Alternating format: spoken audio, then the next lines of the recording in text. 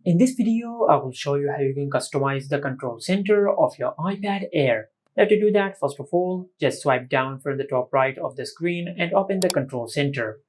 After you open the control center, now to add a new control to your control center, just tap on the plus icon over here. After you do that, an option will appear to add a new control. Now just tap on it.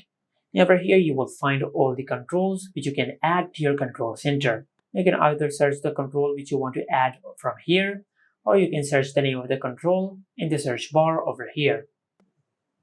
Now after you find the control which you want to add to the control center, you just tap on it to add it to the control center.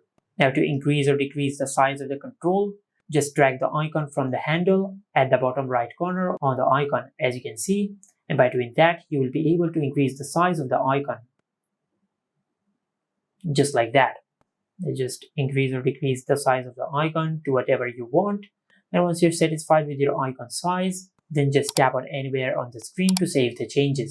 And this is how you can customize the control center of your iPad Air. Make sure to like, comment and subscribe. Thank you for watching.